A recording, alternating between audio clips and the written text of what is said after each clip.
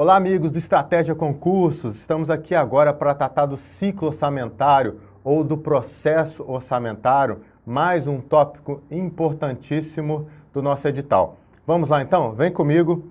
Vamos tratar do ciclo orçamentário ou processo orçamentário.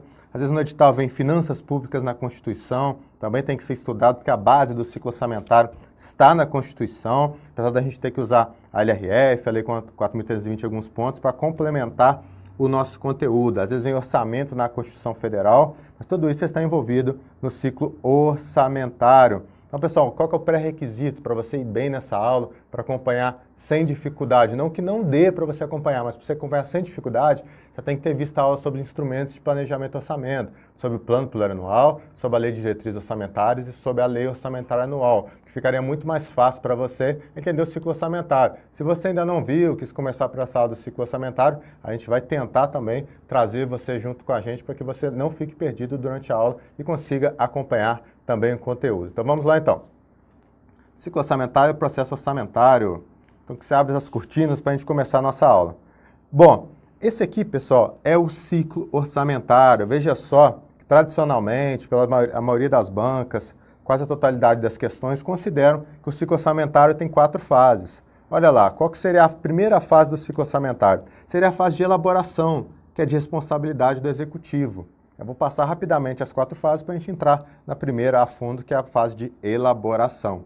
A primeira fase é aquela que acontece no Poder Executivo, que é o responsável constitucionalmente pela elaboração, pela iniciativa da Lei Orçamentária Anual. Então, o ator principal dessa fase é o Poder Executivo. Não que outros poderes não participam também, mas o principal é o Poder Executivo. A segunda fase é a fase de chamar de discussão, estudo ou aprovação, em que o ator principal é o Poder Legislativo. É o momento que o instrumento de planejamento e orçamento chega lá na Comissão Mista de Orçamento, chega lá no Congresso Nacional, quando a gente trata do âmbito federal, para discussão, estudo e aprovação. A fase de execução já é a fase do Poder Executivo, predominantemente pelo Poder Executivo. Por que predominantemente? A gente fala que sabe, o Poder Judiciário, o Ministério Público, o Poder Legislativo também executa suas despesas. Mas o principal é o Poder Executivo, até pelo nome, Poder Executivo responsável pela execução do orçamento. E, finalmente, a gente tem a fase de avaliação e controle, onde o poder principal é o Poder Legislativo. Por que a gente fala principal mais uma vez? A gente sabe que tem controle interno dentro dos poderes, tem controle interno dentro do Poder Legislativo, mas o titular do controle externo, que a gente dá mais destaque, é o Poder Legislativo. E que seria um conceito, para a gente dar um conceito sobre o ciclo orçamentário? Olha lá, é um processo contínuo, dinâmico e flexível. Por que é contínuo? Quando a gente termina aqui, ele vai seguindo essa roda. Quando a gente termina aqui, ó, a avaliação e controle, ela já tem que dar subsídio para outra elaboração, que vem posteriormente a essa avaliação e controle. Então, o processo tem que ser sempre aprimorado, tem que ser sempre contínuo, tem que ser sempre melhorado. Por meio do qual se elabora e planeja a primeira fase, aprova a segunda fase, executa a terceira fase, controla e avalia a programação de dispêndio do setor público nos aspectos físico e financeiro. Financeiro é quando a gente fala de dinheiro. No físico, por exemplo, se tinha uma meta lá na lei orçamentária de construir 500 escolas, vai conferir se foram construídas 500 escolas também. Então, envolve também o aspecto físico. Na lei orçamentária vai estar a meta, que vai ser depois confirmada, pode ser até mesmo alterada na fase de discussão e vai ser executada e controlada posteriormente, tanto no aspecto físico como no aspecto financeiro. Exercício financeiro e ciclo orçamentário. É muito importante a gente fazer essa diferença, tá, pessoal? Porque aparece muito em prova, tem que ter bastante atenção à diferença do exercício financeiro e ciclo orçamentário. A diferença é bem fácil, mas só que no momento da prova, na passagem rápida, você poderia não saber o que é um exercício financeiro e o ciclo orçamentário. Veja só, o exercício financeiro, pessoal, vai do dia 1º de janeiro a 31 de dezembro, pessoal. Então, ele começa no dia 1º de janeiro e vai até 31 de dezembro. E por força legal, em nosso país, ele coincide com o ano civil. Então, 1º de janeiro a 31 de dezembro é o exercício financeiro. E o que seria o ciclo orçamentário? O ciclo orçamentário já é um período de tempo maior, então ele vai extrapolar um exercício financeiro até mais que um exercício financeiro, 2, 3, dependendo da situação. Por quê? Ele vai iniciar com o processo de elaboração do orçamento. A gente vai ver que o processo de elaboração ele começa no ano anterior ao que a lei orçamentária anual é executada, que o instrumento de planejamento é executado, passa pela discussão, que se forem cumpridos os prazos também vai ser no ano anterior. A execução vai ser no ano seguinte, é o que ela é elaborada. E o encerramento com controle, esse aqui, inclusive, não tem um prazo. Pode ser que o julgamento das contas do Poder Executivo ocorra anos depois. Então, é um processo muito maior. É a diferença entre ciclo orçamentário e exercício financeiro. Exercício financeiro, 1º de janeiro e 31 de dezembro. O ciclo orçamentário é todo o processo que vai da elaboração até o controle.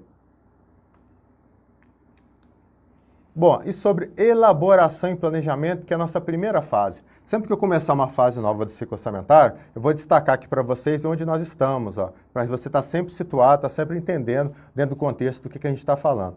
A primeira fase é a fase de elaboração da lei orçamentária, que, como eu falei, a gente tem como ator principal o Poder Executivo. Então vamos começar a falar sobre a elaboração, também pode ser chamada de planejamento. Bom, o primeiro dispositivo que a gente tem que saber é de quem é a iniciativa. Então, quem já estudou os instrumentos de planejamento e orçamento já pode ter visto. Em alguns momentos, como os temas são muito parecidos, né? A gente está falando no momento dos instrumentos, outro momento a gente fala do ciclo, do processo dos instrumentos. Então, algumas coisas vão coincidirem, não é problema nenhum a gente revisar, que pode cair na sua prova, tanto quanto na parte de falar dos instrumentos, como na parte que falar do ciclo ou do processo orçamentário. A iniciativa. Leis de iniciativa do Poder Executivo estabelecerão PPA, LDO e LOA, que são os 3 instrumentos de planejamento previstos na Constituição Federal. A iniciativa deles é do Poder Executivo. O que isso significa? Que o Poder Executivo é o responsável constitucionalmente pela elaboração, consolidação e envio dos projetos de instrumentos de planejamento ao Congresso Nacional. Então, eu coloquei aqui até a foto aqui do Palácio do Planalto para você não esquecer, simbolizando aqui que a iniciativa é do Poder Executivo e cai muito em prova. Tentam confundir você, coloca que a iniciativa é conjunta, coloca que a iniciativa é do Poder Legislativo. Não, a iniciativa é do Poder Executivo. E quanto estados, DF e municípios, pessoal? Sempre gosto de colocar essa observação, que a gente estuda no âmbito federal, mas os estados, Distrito Federal e os municípios também têm o seu PPA, tem sua LDO e sua lei orçamentária anual. Então, por menor que seja o município, um dos mais de 5.500 municípios do nosso país, cada um também tem a sua LDO, PPA, LDO, LOA, os estados também, e o Distrito Federal da mesma forma. Bom, agora aqui, pessoal, aprofundando um pouco mais nessa parte de iniciativa, vou pegar um artigo da Constituição, olha o que ele diz. Já vou explicar para vocês. Compete privativamente ao Presidente da República enviar ao Congresso Nacional, então veja, lá fala da iniciativa, aqui também fala de forma semelhante, enviar ao Congresso Nacional, ou seja, ao Poder Legislativo, o projeto do Plano Plurianual, da Lei de Diretrizes Orçamentárias e a proposta de orçamento prevista nessa Constituição. Pode ser proposta, pode ser projeto, porque ele ainda não, na verdade, ainda não está pronto, né? Ele está enviando uma proposta para virar lei só no momento que for publicado. Então veja só, é a atribuição do Poder Executivo enviar ao Congresso Nacional. E está escrito aqui, compete privativamente. E tem vários incisos, a gente pegou só o 23 que interessa para a gente, depois continua. Aí vem um parágrafo único e fala que o Presidente da República pode alegar atribuições mencionadas no incisos tais, que veja que a gente nem viu, a gente nem sabe o que é, porque não é matéria da nossa aula, na matéria da nossa aula. Então veja, o Presidente da República ele pode delegar algumas atribuições que não estão incluídas esse inciso 23. Por que eu estou falando isso? Porque agora eu vou explicar para vocês, de forma bem sucinta, a diferença entre competência privativa e competência exclusiva. A gente vai falar qual é a competência que se aplica aos instrumentos de planejamento e orçamento. A competência privativa, pessoal, é aquela competência que é delegável. E a competência exclusiva é aquela que é indelegável. Então, para você guardar, imagina na sua casa, você tem seu filho, está lá o pai e a mãe, ou sua mãe, está lá com o seu filho e vai deixar o filho com a avó. Então, a competência para educar o seu filho, se você tem a guarda, né, do seu filho normalmente, é a competência sua, né, a competência para poder educar o seu filho, para deixar de castigo, por exemplo. Aí você vai deixar o seu filho com a sua avó, com a avó dele. Aí você deixa com a avó e fala com ela assim, se você falar com ela, ó, se esse menino fizer arte, você pode deixar ele de castigo. Quer dizer, você está delegando a sua competência. Quando você delega a sua competência, você tem uma competência privativa. É sua, privativa, mas pode ser delegável. Agora, se você chega lá para a avó do menino e fala assim, ó, não deixa ele de castigo, não pode fazer nada se ele fizer bagunça. Significa o quê? Que a competência é sua, mas você não pode delegar para ela. Seria uma competência exclusiva. E no âmbito da Lei Orçamentária Anual, voltando aqui, o que seria? Da mesma forma, competência privativa é aquela que é delegável, competência exclusiva ela é indelegável. Então, no caso das leis orçamentárias, apesar de estar escrito lá em cima, compete privativamente, ela deve ser lida como uma competência exclusiva. Então, a competência dos instrumentos de planejamento e orçamento, na verdade, ela é exclusiva. Por quê? Porque ela é indelegável. Ela não pode ser passada. Ela é indelegável, portanto, a competência é exclusiva dos instrumentos de planejamento e orçamento. Muito cuidado que a Constituição Federal ela não é rigorosamente técnica quando trata desse assunto. Ainda falando sobre iniciativa, é interessante também a gente falar em iniciativa vinculada. O que seria uma iniciativa vinculada também que se aplica ao caso? Bom, quando a gente fala que tem um ente, um determinado poder, tem iniciativa para exercer esse poder, exercer essa iniciativa, sendo privativa, sendo exclusiva, quer dizer que ele é a bel prazer, é quando ele sentir a necessidade, quando for necessário que ele vai exercer a iniciativa. Só que quando a gente fala dos instrumentos de planejamento, a gente vai ver já, ele possui prazos. Então, o poder executivo aqui, que é o responsável, que é quem tem a iniciativa, ele não pode exercer a sua envio do projeto de lei orçamentária quando ele quer. Não, está vinculado a prazo. É por isso que é dito aqui agora, ó, que a iniciativa ela é vinculada, ela continua sendo exclusiva. Se eventualmente aparecer na sua prova também privativa, eu não acho que você deva considerar errado, porque muitas vezes o examinador copia o que está na Constituição, mas o certo é que ela seja exclusiva, nesse caso você teria que analisar a questão como um todo, mas ela também é vinculada, porque ela é vinculada a prazos, por isso que chamamos que ela é uma iniciativa vinculada, os prazos a gente já vai ver. Bom, e dentro do processo de elaboração, como funciona o Poder Executivo e o Ministério Público? Ele possui limites na LDO, que os limites são esses. Veja só, eu vou falar o artigo da Constituição que fala dos tribunais, e vocês vão ver também que é muito parecido o artigo que fala, o dispositivo que fala do Ministério Público, que diz o seguinte, os tribunais, ou seja, o Poder Judiciário, elaborarão suas propostas orçamentárias dentro dos limites estipulados, conjuntamente com os demais poderes na LDO. Ministério Público também, um artigo semelhante que vai ter a mesma força, olha lá. O Ministério Público elaborará sua proposta orçamentária dentro dos limites estabelecidos na LDO. O que isso mostra pra gente? Que o Poder Judiciário e o Ministério Público têm a sua autonomia. Eles podem, sim, elaborar a sua proposta orçamentária, mas devem seguir os limites na LDO. Os limites na LDO que foram o quê? Foram discutidos antes do projeto ser enviado ao Poder Legislativo e foram votados. Então, os limites devem ser respeitados, tá? Isso, quando a gente fala que o Ministério Público elaborará, ou os tribunais elaborarão, não quer dizer, pessoal, que eles têm iniciativa nos instrumentos de planejamento e orçamento. Não é isso. Ele vai elaborar e vai enviar ao Poder Executivo para consolidação. Não tem um envio direto dos tribunais ou do Ministério Público. E se não enviar no prazo? Se cada um deles, o Judiciário e o Ministério Público, não encaminhar a respectiva proposta orçamentária dentro do prazo estabelecido na LDO, ou dentro dos critérios estabelecidos na LDO, o Poder Executivo considerará, ou seja, quem é o responsável por consolidar, vai considerar o quê se o Poder Judiciário e o Ministério Público não cumprir? Para fins de consolidação da proposta orçamentária, os valores aprovados na LOA vigente, ajustados de acordo com os limites estipulados na LDO. Então vamos fazer uma recapitulação aqui, pessoal. O Poder Judiciário e o Ministério Público têm autonomia? Vão ter a autonomia deles. Eles vão elaborar suas próprias propostas orçamentárias? Vão elaborar. Só que esse limite não é incondicional e nem mesmo eles podem enviar direto ao Poder Legislativo. Eles vão enviar ao Poder Executivo, só para vocês guardarem. Quando eu trabalhava lá na Secretaria de Orçamento Federal, tinha uma área específica que fazia o contato com o Legislativo e o Judiciário, que a gente chamava de LEJU. Então tinha uma equipe lá que era responsável por esse contato. Então eles recebiam, davam as orientações e recebiam a proposta do Poder Judiciário e do Ministério Público e fazia depois a consolidação junto com os demais órgãos, do Poder Legislativo e do Poder Executivo, para que seja enviada uma lei única. E se não cumprir esses prazos, vai seguir o que está lá na LDO, né? Tem que seguir o que está lá na LDO e se não for cumprido, não for entregado no prazo, o Poder Executivo não fica esperando. Então, o que ele vai acontecer? Ele vai seguir o que está na LOA vigente, tá? Vai pegar o que está na LOA vigente e ajustado o que foi aprovado na LDO daquele ano. Então, o que isso significa na prática? Que o Judiciário nem o Ministério Público não vão atrasar o envio dessas propostas, que eles não vão querer ter uma proposta repetida da Lei Orçamentária Anual com pequenos ajustes da LDO. Tá bom, pessoal? É isso que eu tenho para passar para vocês sobre o Poder Judiciário e Ministério Público. E acrescento também que as DPUs, Defensoria Pública da União, as DPS, Defensorias Públicas dos Estados, e a DPDF, Defensoria Pública do Distrito Federal, eles têm também as iniciativas de sua proposta orçamentária dentro dos limites estabelecidos na LDO.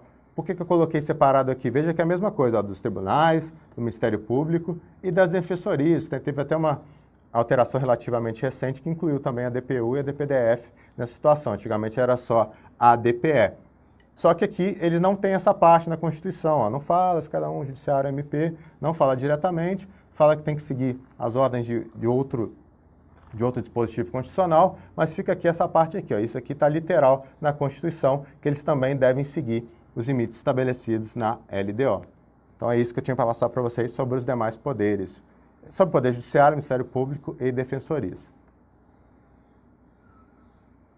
Bom, vamos começar agora a falar dos prazos. A gente já comentou alguma coisa lá na parte quando a gente falou dos instrumentos de planejamento e orçamento, então dá para a gente passar um pouquinho mais rápido falando dos prazos. Bom, antes de começar nos prazos, a gente tem que entender o que é uma legislatura. Então o momento agora é o momento da gente estudar os prazos com mais calma. Vamos lá, vamos falar daqui que é uma legislatura primeiro. A legislatura é o período em que o deputado federal é eleito. Tá? O deputado federal é eleito para um período de 4 anos. Por que se usa deputado federal? Porque o senador é eleito por um período de 8 anos. Então ele é eleito para 2 legislaturas. Então, legislatura é um período de 4 anos, como eu estou mostrando aqui na tela. Ó. Cada um dos 4 anos é composto por sessões legislativas. Então a gente tem uma sessão legislativa no primeiro ano, no segundo, terceiro e no 4º ano. E cada uma da sessão legislativa é dividido em períodos legislativos. Então, a gente tem o primeiro período, o segundo período em cada uma das sessões legislativas. E qual a duração desse período? Qual a duração da sessão legislativa? O primeiro período, ele começa no dia 2 de fevereiro e termina no dia 17 de julho. E o segundo período, de 1º de agosto a 22 de dezembro. Coloquei isso aqui, mas vale para todas as sessões legislativas. Então, repare aqui que entre dia 18 de julho e 31 de julho a gente tem um recesso, a gente chama de recesso parlamentar, a gente tem esse período aqui que não tem sessão, não tem atividade legislativa, e também depois aqui, ó, quando termina o dia 22 de dezembro, a gente volta somente no dia 2 de fevereiro. A gente que eu falo são os parlamentares, não são servidores. Então esse é o período legislativo. Isso é importante que na hora que a gente falar dos prazos, muitos prazos aqui estão relacionados à sessão legislativa ou relacionados ao período legislativo. Então, guardou a legislatura, período de 4 anos, sessão legislativa de 1 ano e dividida em 2 períodos. 2 de fevereiro a 17 de julho e 1º de agosto a 22 de dezembro. A gente vai falar isso aqui várias vezes para você poder guardar. Bom, então vamos falar do prazo do plano plurianual, e aqui em cima a gente tem a nossa colinha, ó, da sessão legislativa, que estava lá no outro slide, e temos também aqui a nossa colinha sobre o exercício financeiro, que vai de 1º de janeiro a 31 de dezembro, para facilitar o entendimento. Bom, coloca aqui o Palácio do Planalto, para simbolizar o Poder Executivo, e o Poder Executivo encaminha o plano plurianual no primeiro ano de mandato, para o Poder Legislativo. Então, o que está escrito lá no ADCT, que é onde está previsto esses prazos? Lá está escrito o seguinte, ó, o plano plurianual deve ser encaminhado do Poder Executivo para o Poder Legislativo até 4 meses antes do encerramento do exercício financeiro. Então, o que significa? Acompanhe comigo. Ó. Exercício financeiro encerra 31 de dezembro, se a gente está falando de 4 meses antes do exercício financeiro, pode aparecer assim na sua prova, ou pode simplesmente aparecer a data de 31 de agosto. E é enviado todo ano? Não. Como a duração do plano plurianual é de 4 anos, ele é enviado apenas no primeiro ano de mandato. E a devolução? Quando é que o Poder Legislativo vai devolver, depois de você passar a fase de discussão, para o Poder Executivo? Tem um desenho aqui do Palácio do Congresso Nacional para simbolizar. Até o dia 22 de dezembro.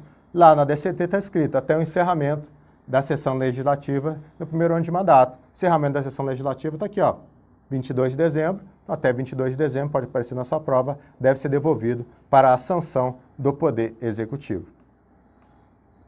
E importantíssimo, que aparece muito em prova, que como o PPA tem duração de 4 anos, pode se confundir, então ele tem a duração do mandato. Não, a vigência do PPA não se confunde com a duração do mandato. Repare aqui que a gente está falando do primeiro mandato, olha na tela, ó. Repare que a gente está falando do primeiro ano de mandato aqui. Então, se ele já está, o governante já está empossado, ele já está durante o mandato dele. E ele ainda está elaborando e o Poder Legislativo ainda está discutindo o plano plurianual. Por quê? Porque ele vai entrar em vigor, se esses prazos forem cumpridos, olha só, devolvido 22 de dezembro, primeiro ano de mandato, ele vai entrar em vigor no ano seguinte. Então, o governante, na verdade, ele começa a trabalhar o seu plano plurianual apenas no segundo ano de mandato.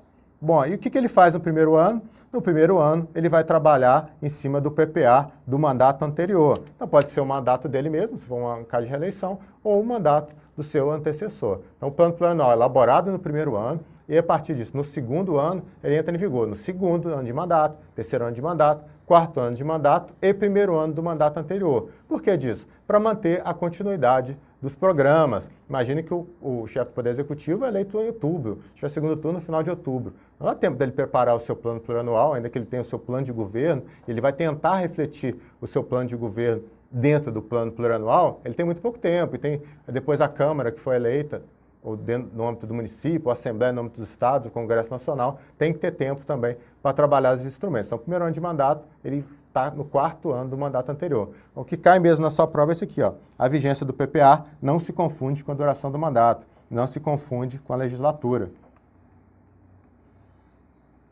Bom, e os prazos da LDO? Também com a nossa colinha. Depois a gente vai consolidar esses prazos em um único quadro. Lembrando também, o Poder Executivo, responsável constitucionalmente pelo envio, ele tem até 15 de abril para o envio do projeto da LDO. O que isso significa? Que está escrito na DCT, na verdade. Está escrito lá na DCT que o Poder Executivo tem até 8 meses e meio do encerramento do exercício financeiro. Então, temos aqui, ó, a gente está falando do dia 31 de dezembro, 8 meses e meio antes do encerramento do exercício financeiro, exatamente aqui, ó, no dia 15 de abril, para o envio do projeto da LDO ao Congresso Nacional. E o Congresso Nacional tem que devolver até quando? O Congresso Nacional tem que devolver até o encerramento do primeiro período da sessão legislativa. Qual que é o encerramento do primeiro período da sessão legislativa? 17 de julho. Então, portanto, 17 de julho é a data para a devolução da LDO para o Poder Executivo. Aqui, pessoal, já vou adiantar um tópico para vocês, é o seguinte, se nesse período aqui, ó, a LDO não for devolvida, olha aqui comigo, a gente tem aqui um recesso, ó, e o prazo para devolução é 17 de julho. Diferente dos outros, não é mais voltado para o final do ano, não. O prazo é no meio do ano, 17 de julho. Se a LDO não for devolvida até o dia 17 de julho, ou dito em outras palavras, até o encerramento do primeiro período da sessão legislativa, não há recesso parlamentar. Mas a gente volta a falar isso com mais calma. Só para você já começar a se familiarizar. E, finalmente, os prazos da Lei Orçamentária Anual. Também ficou mais fácil, por quê? Porque são os mesmos prazos do plano plurianual. Então, eu posso passar até aqui direto para vocês. Qual a diferença? É que a lei orçamentária ela é anual, então todo ano ela é enviada. No caso do PPA, é só no primeiro ano de mandato. Então, da mesma forma, envio 4 meses antes do encerramento do exercício financeiro, exercício encerra 31 de dezembro, está enviado até 31 de agosto. E a devolução até o final da sessão legislativa. Final da sessão legislativa é 22 de dezembro, então tem que ser devolvida até 22 de dezembro. Bom, e o que acontece, então, se, por um acaso, a gente tem todos esses prazos aqui da Lei Orçamentária Anual e dos instrumentos de planejamento e orçamento, nós vamos falar só da LOA agora. Se, por um acaso, o Poder Executivo não respeitar esse prazo aqui, ó, ele não enviar para o Congresso Nacional a Lei Orçamentária Anual até 4 meses antes do encerramento do exercício financeiro. Quem diz isso, quem dispõe sobre isso é a Lei 4.320, lá de 64. O que ela diz? Se não receber a proposta orçamentária no prazo fixado nas constituições ou nas leis orgânicas dos municípios, que a gente pode estar falando também do estadual e municipal, o Poder Legislativo considerará como proposta a lei de orçamento vigente. Então, eu costumo dizer que é um artigo bem bizarro, né, porque imagina, o Poder Legislativo não recebeu a proposta da LOA, então ele vai considerar a LOA que está vigente como proposta orçamentária. Então, ele vai ter que pegar a LOA vigente, aquela que muitas vezes já exauriu diversos programas, já deu o que tinha que dar naquele período, e simplesmente pegaria essa lei orçamentária e fazer modificações, seria a lei orçamentária para o exercício seguinte. Então, é até de difícil explicação isso aqui, não de explicação, mas é de difícil de exemplificação. Eu nem conheço casos reais do que isso efetivamente ocorreu, porque realmente prejudica bastante a execução do Poder Executivo, pegar uma lei que já foi passada. Mas você tem que saber isso, porque isso já caiu em provas, e que também não é o projeto, tá, pessoal? Não é que o Poder Legislativo não recebeu o projeto ainda, então não vai considerar o projeto como se fosse a lei orçamentária anual, não. Ele vai considerar a própria lei orçamentária vigente, tá bom? Mais para frente a gente volta, fala isso de novo para ficar bem claro que a gente vai comparar com outro dispositivo. Bom, fechado os prazos do ciclo orçamentário, vamos fazer a nossa consolidação, para você saber se apareceu na sua prova, você não vai dar bobeira. Bom, lembrando, prazos do PPA e da LDO são os mesmos prazos. Qual a diferença? Que o PPA é apenas no primeiro exercício financeiro do mandato. Ambos 4 meses antes do iniciamento do exercício financeiro devem ser enviados, 31/8, e ambos devem ser devolvidos para sanção até o encerramento da sessão legislativa, 22/12, com a diferença que o PPA é só no primeiro ano de mandato. E o outro prazo que é diferente é o prazo da LDO, que deve ser devolvido até 8 meses e meio antes do encerramento do exercício financeiro, 15/4, e devolvida para deve ser encaminhada até o dia 15/4 e deve ser devolvida para a sanção até o encerramento do primeiro período da sessão legislativa, ou seja, até 17 de julho. E estados, DF e municípios, pessoal, tem que seguir esses prazos? Os prazos que estão na DCT são os prazos a ser seguidos no caso dos municípios? Não necessariamente. Os prazos podem estar diferentes. Eles têm que estar previstos nas constituições estaduais, âmbito estadual, ou nas leis orgânicas, no caso dos municípios. Então, cada estado e município pode colocar o seu próprio prazo dos instrumentos de planejamento e orçamento. Bom, aqui, sobre o conteúdo da proposta orçamentária, está lá na Lei 4.320. É um assunto muito pouco cobrado, pessoal. Mas, como a gente dá um curso completo, de forma mais completa possível, para você não perder nenhum ponto na sua prova, eu vou passar para vocês aqui o conteúdo da proposta orçamentária. Já caiu em prova? Já caiu. Mas não sei se vai se repetir, e dentro daquelas probabilidades que pode cair ou que não pode cair, é algo que não tem aparecido muito em provas. Bom, o que a Lei 4.320 diz sobre o conteúdo da proposta orçamentária? Ele diz que a proposta orçamentária deve conter uma mensagem contendo exposição circunstanciada da situação econômica financeira. O que é a mensagem? A mensagem, já está na Lei 4.320, ela existe até hoje, a mensagem é uma forma de comunicação que tem do Poder Executivo ao Poder Legislativo. Então, quando ele envia a Lei Orçamentária Anual, ele envia junto uma mensagem, que vai ter várias coisas que a gente vai ver aqui vai ver aqui na Lei 4.320, mas coisas que nem estão previstas, que é uma explicação melhor da lei orçamentária, que a lei orçamentária é muitos números, muitas classificações, ela é muito extensa, bastante complexa, mas tem uma mensagem geral do que se espera para aquele ano, do que foi enviado na lei orçamentária anual. É a mensagem presidencial. Na época eu estava lá na SOF, a SOF era responsável por elaborar a mensagem presidencial da LDO e da LOA, e a Secretaria de Planejamento e Investimentos Estratégicos era responsável por elaborar a mensagem do PPA, ambos órgãos dentro da estrutura do Ministério do Planejamento, que compõe a estrutura do Poder Executivo. Então, conteúdo da proposta orçamentária, mensagem contendo exposição circunstanciada da situação econômico-financeira. Aí, no nível de aprofundamento maior, que já vi que estão aprofundando nesse nível das poucas que tem, está dizendo o que tem que ter lá na mensagem, ó. Documentado com demonstração da dívida fundada e flutuante, saldos de créditos especiais, restos a pagar e outros compromissos financeiros exigíveis, exposição e justificação da política econômica e financeira do governo, justificação da receita e despesa, particularmente no tocante ao orçamento de capital. Então tem bastante coisa, se a gente fosse explicar cada um desses termos, eu entendo que não é o momento da gente entrar na explicação de cada um desses termos. Só para você não sabe, eu sei, só que a gente vai ficar muito tempo perdendo num algo que não cai tanto em prova. E se cair, vai cair a literalidade. Projeto de lei de orçamento, óbvio, né? Se vai ser dentro da proposta orçamentária, você vai enviar uma mensagem, tem que ir junto o projeto da lei de orçamento, que é o principal. Especificação dos programas especiais de trabalho, custeados por dotações globais, também tem que estar no conteúdo da proposta orçamentária. Aí vem lá, em termos de metas visadas, decomposta em estimativa de custos de obras a realizar, dos serviços a prestar, acompanhada da justificação econômica, financeira, social e administrativa, beleza? O nível de exigência da Lei 4.320.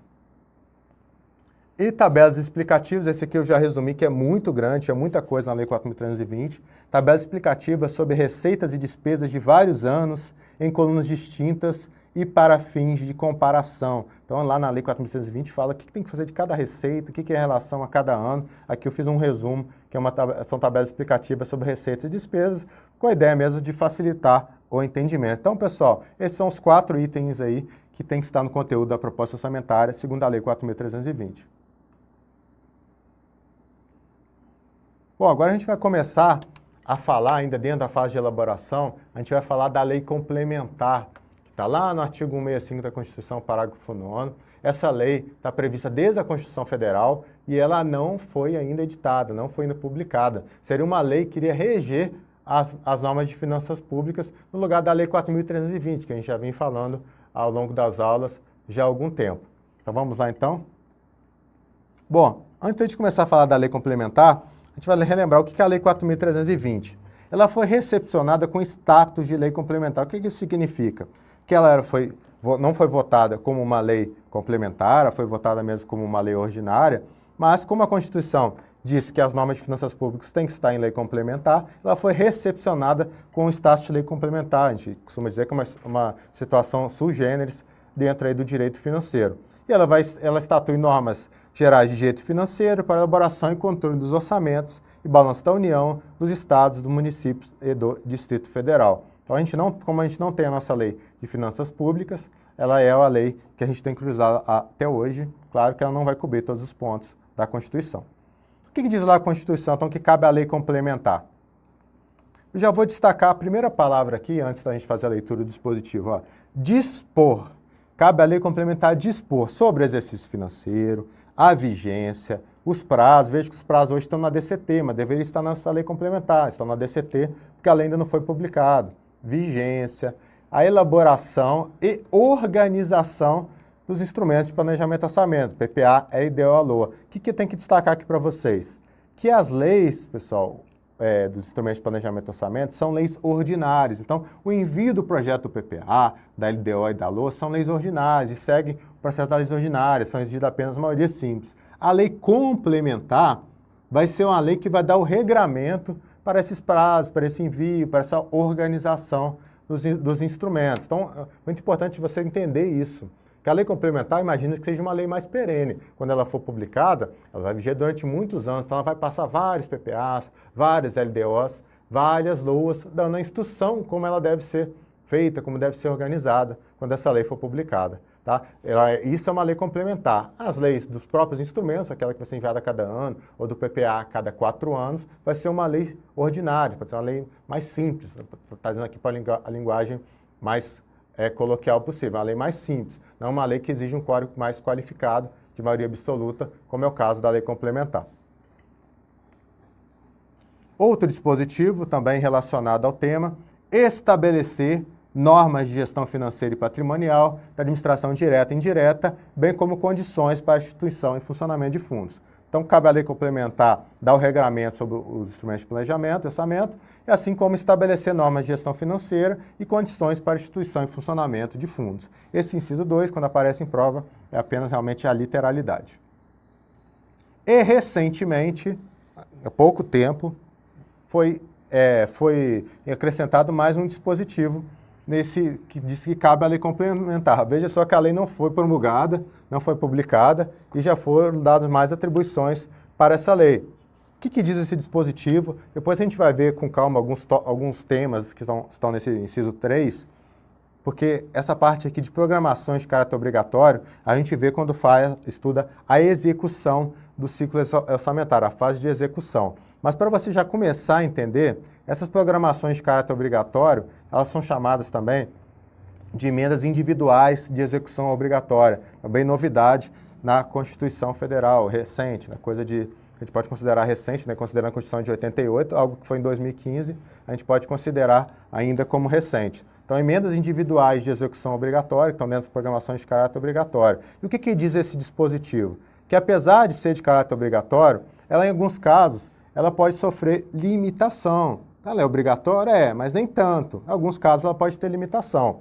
Esses casos de limitação são esses aqui, ó. Quando houver impedimentos legais e técnicos, cumprimento de restos a pagar, que a gente não vai aprofundar, e limitação da programação, que é aquela limitação que vem lá no decreto de contingenciamento, impedimentos legais, como é que vai ser, o que é um impedimento legal, quando é que vai ter um problema. Então o parlamentar ele faz a emenda, ele pode ser orientado pela consultoria, o que é certo, o que é errado, mas ele pode colocar uma emenda que não é legal, é uma emenda que não segue os parâmetros da lei, então ela não vai ser executada. Um problema de ordem técnica também, vai imaginar um exemplo absurdo, construir uma escola na praia, na areia da praia.